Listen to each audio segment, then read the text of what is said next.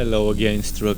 Today I'm bringing you another build video for Torchlight 3, and this one is for the Sharpshooter class with the Blood Drinker subclass. I've coded Seeker's Arrow because I'm using Blood Seekers and Explosive Arrow, but it can be flexible. You can use any other precision spammy skills instead of Explosive Arrow, such as Targeted Strikes, Onslaught, Scatter Shot, or Tide Grouping. Instead of Explosive Arrow. I'm also using, as I've been using with the past few builds I made, Scout's Bones with Infectious Shooter together with Reload tier 3, so I can have triple Scout's Bones one after the other, thanks to Reload. And I'm also using Imbue Relic from the Ancient Ember Boots alongside Frostwall Shield with the set bonus, meaning I'm using either North Mace or the Glacier Sedge. In my case it was a North Mace, but if you have a Glacier Sedge, that's good roll, that works fine as well. So that's pretty much the basics of the skills listed. Obviously we've got Shasta, as you can see, and Goose for vulnerability, Shasta to taunt the enemies and to make them take more damage while they're taunted. And I think the build is pretty decent. Obviously it's not gonna give you as much damage as a Electrode or a Flaming Destroyer build, but for a Blood Drinker build it's pretty nice. It's got that survivability of Blood Drinker and it's got a decent amount of damage. Maybe not meta in terms of damage, but at least it will help you stay healed and your allies as well. And you can keep the aura at all times as long as you have Imbue Relic at 30 and soon to be 24 seconds cooldown. So I hope some of you out there enjoy playing this build as much as I do enjoy playing it myself. Then tomorrow I will be uploading a version with Drain and Targeted Strikes, which will be a different build. So let's start with the skills of this build first. Here we are at the skills segment where I'm going to talk about the skills I've taken, why and at what level. I would first quickly skip through each page. If you wanna skip ahead after seeing the skills I've taken and just go to the next segment for the gear, you can do it now. If you want to hear the explanation, you can stay and listen. So Explosive Arrow I have maxed out at level 10 plus 2 levels from my Musketeer set. I'm wearing those 3 Musketeer pieces, so I've got 2 Precision and 2 Adventurer skill levels. So this is level 10 plus 2, so I can get extra damage compared to 8 plus 2. Then Reload for the extra cooldown again is kept at level 10 plus 2 instead of 8 plus 2.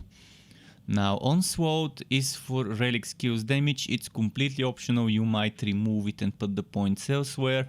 This relic skill damage helps Blood Seekers, it helps Dance of Death, but I don't think it helps Rupture.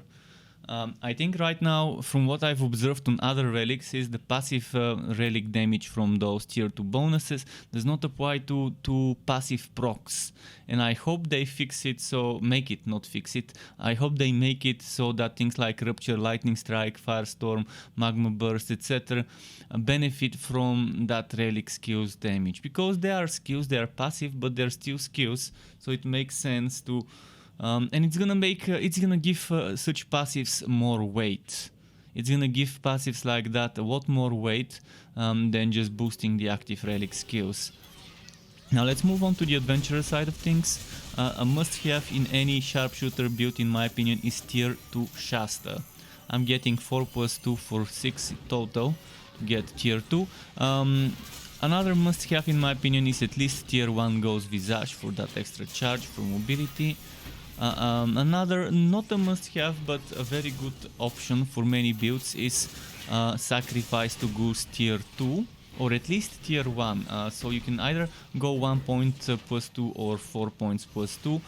I think this Sharpshooter skill cooldown is soon changing the same way it changed to the Dusk Mage, and it will start giving cooldown to things like Living Barrier, Imbue Relic, Sword of the Lost Legion, and any other item granted skills, or the Relic skill cooldown, which right now is only for Living Barrier. So hopefully that changes soon, and then this Sharpshooter skill cooldown will turn into cooldown reduction. I think it's still good even the way it is, because it gives us cooldown for Scout's Bones, it gives us cooldown for Revolt, and it also gives us cooldown for itself and for Shasta. So I think it's pretty decent. Now, Scout's Bones I've taken at max level, at level 8 plus 2 though, not 10 plus 2, because I think those extra 2 levels would only give me Scout's Bones damage, and the thing that gives me Scout's Bones damage is the Infectious shooter, and more about that when we talk about the Legendarium. Now, relic side of things. I decided to put 4 points Bloodletter instead of 5, so that I can max out Dance of Death. But you don't have to max out Dance of Death, you can just take tier 2 Dance of Death, or tier 1, or even level 1 Dance of Death. This is where the build can be modified, because Dance of Death, I don't really rely on Dance of Death as much. And you might not even want it in your build, you might wanna put something else in this skill bar slot, maybe another item granted skill, or maybe you might wanna put PP or Rizzi or even Goblins, it's entirely up to you. So yeah, this is the optional thing. Strongly suggest taking Bloodseeker's max level 10. It's nice to have those extra missiles, and if you don't want the extra missiles, at least keep it at tier 2. But I think it's worth keeping it at max level. Rupture, definitely keep it at max level, but don't take Rupture while leveling up until you have a reasonable amount of bleed chance. You can get chance to bleed from things like sockets on a shield, or it can roll as a roll on a weapon or an offhand like a focus item. Or you can take Bloodletter that can give you up to 25% chance to bleed. If you have a 25% chance to bleed from Bloodletter, you can go and get Rupture. Right now I'm using 20% chance to bleed from the Bloodletter, because I've got 41% more chance from my Frostwall through the socket. And keep in mind, chance to do X ailment caps at 80%. I've got 62%. So I'm pretty close to the cap, and I'm satisfied with this outcome. And yeah, I think that's pretty much it for those things. You might want to put points into Energizer, so instead of level 10 Dance of Death, putting points into Energizer before you get Imbue Relic. And Imbue Relic you get from Ancient Ember Boots, and you get the cooldown wall from the Frostwall, combined with either a North Mace or a Glacier Sedge. But yeah, if you don't have Imbue Relic, I strongly suggest using Energizer. You might even want to consider, instead of putting 4 points here, putting 4 points here for the Relic Energy Charge to stack it with Energizer. And duration to Bloodseekers is very good while leveling up before you get Imbue Relic. Imbue Relic drops from, as I mentioned, Ancient Ember Boots, and you can get Ancient Ember set from level 46 or higher enemies. There's some misinformation, in fact in some of my older videos I believe that misinformation, because that's what we were told, that the Ancient Ember drops only in the Fazeer. That's not true. It doesn't only drop in the Fazeer, it drops on level 46 plus enemies. So keep that in mind. At least that's what the devs said like a month and a half or so ago. So keep that in mind. And that's it for the skills. Let's move on to the Legendarium. I'm using Woods Beast Sandals, Infectious Shooter and My Lil General. You can remove the Woods Beast Sandals, put something else, or you can remove the Lil General. And then an option for the Lil General is wearing a Lil General while swatting the Frostwall. And then of course with the Lil General you would need to wear a Glacier Sedge or a North Mace. The Infectious Shooter you can also wear, but if you do that you're not gonna have this good cooldown bonus for the Frostwall, so I strongly suggest Infectious Shooter in the Legendarium. And there are a lot of other options, such as Herman's Masterwork, such as some Winterweave pieces or more Ancient Ember pieces. For example, you might want to put Ancient Ember Shoulders and maybe Ancient Ember Pants. And that would give you, actually Ancient Ember Pants I wouldn't suggest for this build, but maybe a helmet won't be a bad choice. but then you would have to swap this one in the Legendarium. But if you have Ancient Ember shoulders with the boots and one more piece, you can reset Dance of Death, use it more often, and you can also get shrine effects from Dance of Death. More about gear later on, but yeah, for the Legendarium, there are some good things to consider from the Winter Weave set, from the Arctic, not Arctic Armaments set, but yeah, Dark Armament set is nice, but from the Ancient Ember and Arc Powered and Woods Beast and Skittering set, there's other pieces you might want, but this is how I've done it, and I think this is good. You must wear 3 pieces of the Musketeer. Ideally those 2 would be 2 of the pieces, but more about that in the gear segment. Let's quickly mention the pet skills I've taken. Deadlier Strikes, Healing Friendship, Battle Cry, Zoomies. This is my preferred setup. With Deadlier Strikes and the Woods Beast boots, I cap my crit chance at 40%. That means I don't need to rely on having crit chance in my helmet or in my legs. Healing Friendship, it's healing. If you don't need extra healing, sure, remove it, but something else. Battle Cry, it's extra damage, it's nice. The pet doesn't use it all the time, but they use it every now and then. Zoomies is a great synergy with Drat Neckband and Token of Invigoration. There's other things you can consider. Obviously, if you don't need this much crit chance, if you have crit chance on items, you can go Defender or Running Partner or Increased Awareness. And there's some broken things with some of the skills that work with some pets, don't work with others, and some skills I haven't managed to get to work. Like this one, I managed to get this to work, but not this one, not this one, and not this one. This one works, and this one I can't tell if it works or not, because my pet evades even without the skill, which might be a bug. But yeah, that's it for the skills. Next we are gonna talk gear and items. Here we are at the gear segment, where I'm going to talk about the items you can take for this build, why and what stats you might want on those items. First of all, there's the North Mace and Frostwall, or a Glacier's Edge instead of a North Mace. So for the weapon, whichever one you get better rolls on, it could be a North Mace, it could be a Glacier's Edge. Combine it with a Frostwall and you've got the 2-piece bonus unlocked, and that allows you to swap the Lil General. Alternative choice would be wearing the Glacier's Edge with the North Mace and then swatting the Frostwall in the Legendarium. Now, what stats you would wanna look for on the North Mace? You would want flat damage at the top, in the middle, if you get lucky, which is super hard to get this lucky, 3 flat damage affixes. So where I have basic attack, bolts on shock and slug shot damage, slug shot levels, you would want flat damage stats such as fire, physical, poison, electric, etc. It doesn't matter what. Obviously, if it matches the one at the top, better, because then you might benefit from using percent stuff, but that's not so bad. And then in the socket you would want more flat damage. So second best options would be skill levels for 3, 4 or more skill levels to explosive arrow, then crit damage, crit chance. Those are not bad options if you can get 3 flat damages. But in the socket, make sure you always put flat damage, and I strongly suggest using the hot or cold. This one is the one with the... It's easiest to get flat damage from this one, because out of 6, 2 are flat damage. For the shield you would want defense and chance to block at the top, which always comes on a legendary.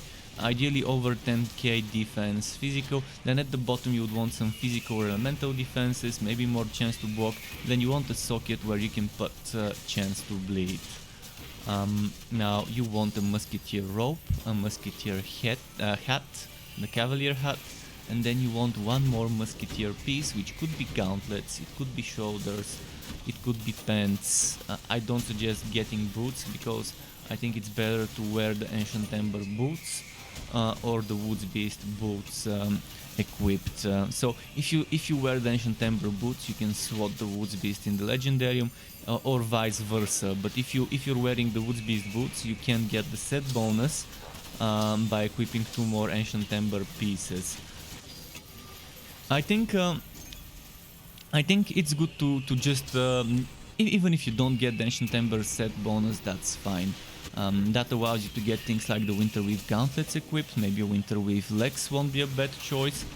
But definitely make sure to wear the Musketeer hat and robe, ideally, with 1 more piece of the set.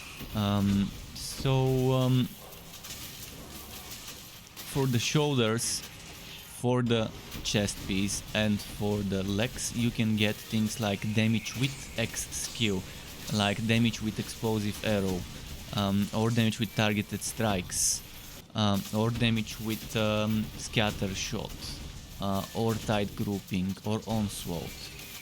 I would say pick 1 skill to use. You don't have to use explosive arrow like me. If you remove those 10 points and put them here, or here, or here, or here, that's the skill you want to boost. So stack like me explosive arrow damage, or damage to the skill you like here, here, and here. This is priority number 1 for DPS, to stack damage with that skill, and you can get it on those 3 pieces.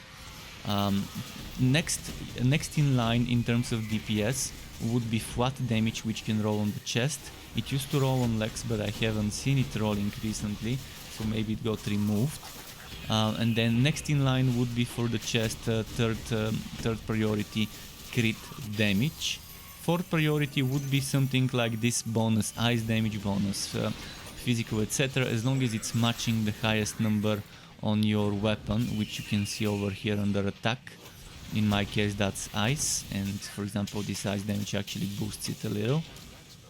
But yeah, that's very low on the priority list. And then ideally you would want a socket, so where you can put some more physical or elemental defense. Keep in mind, physical defense is the base for every other.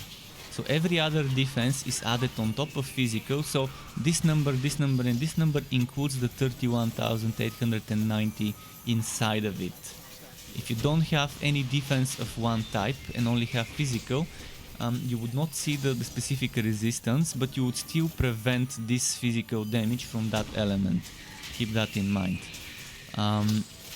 Now, for the legs, as I mentioned before, we could get flat damage. Now I'm not sure, so the second best thing would be crit chance, and the third thing would be elemental damage percent. On the shoulders, as I mentioned, priority number 1 is explosive arrow damage for me, priority number 2 is crit damage, and priority number 3 would be some other things that you might find useful. I personally find useful defense a lot, so I prefer stacking defense for survivability. You might want to stack some other things for utility. On the helmet, priority number 1 in my opinion would be, if you're not using the Woods Beast boots combined with deadlier strikes, crit chance. Otherwise you can skip on it, maybe get some other things. On the helmet and the gauntlets you can get things like, I can't show you right now, but you can get minus relic energy cost and plus relic energy generation. And on the gauntlets and boots you can get duration for Bloodseekers, which is very good while leveling up before you get Imbue Relic. And on the boots, priority number 1 would be crit damage. Crit damage percent, priority number 1 on the boots. Priority number 2, as I mentioned, either duration for Bloodseekers if you're not using Imbue Relic, or bonus damage for something, or bleeding duration, things like this. Gearwork is not bad, it's fine. Stay away from basic attack related stuff for this build. Stay away from health regeneration, gold work, things like that. Now for the pet stuff, a Drat neckband, token of invigoration, and token of rapid bartering. Ideally the Drat neckband would have pet attack speed, and this affix which I can't show you, which says Actually, I might be able to show you. I might be able to show you that one affix that you want. It's pet cooldown time reduction. It could be here, maybe it isn't. I might have removed it. Let me just quickly check again. So, yeah, I can't show you right now. I'm pretty sure you might be able to see it, but faster cooldown for pet active skills. So you want faster cooldown for pet active skills alongside attack speed on the Dryad neckband and in the socket whatever you put. On token of invigoration you want attack speed for the pets, you want faster cooldown for pet active skill, and on this one you want the same.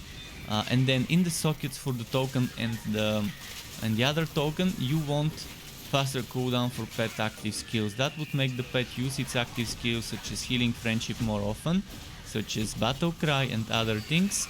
And it synergizes well with zoomies with the attack speed, and that makes the Dryad neckband with that extra attack speed proc more often. So it's a good combo. And I think that's pretty much it for the gear. Next I'm gonna show you more gameplay footage. Here we are at the gameplay segment of the video where I'm gonna show you more of the build in action and talk about how I rotate my skills, how I play the build.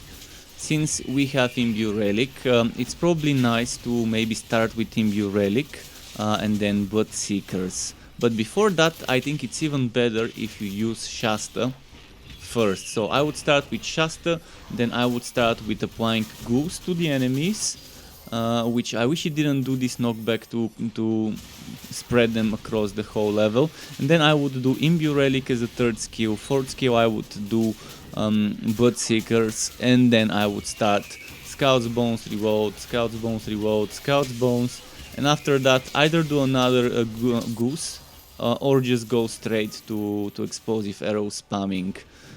If you can do that quickly enough, you would benefit from the casting speed that the Lil General gives us once we use Imbue Relic, and then Explosive Arrow would consume the ammo quicker. And by the time you're done consuming ammo with Explosive Arrow, you can maybe do another Scout's Bones, maybe reload again, and another Scout's Bones, and then a bit more Explosive Arrow, and maybe it might be time to do another Shasta as well. In fact, you might do another Shasta right before Explosive Arrow alongside the Goose. So if you were to repeat a good rotation, it would be Shasta, Goose, Imbue Relic, Bloodseekers, Scout's Bones Reload, Scout's Bones Reload, Scout's Bones, then new Shasta, new Goose, Explosive Arrow spam, then Scout's Bones Reload, Scout's Bones, a little bit more Explosive Arrow, and if it's already time for it, maybe another Imbue Relic, and so on.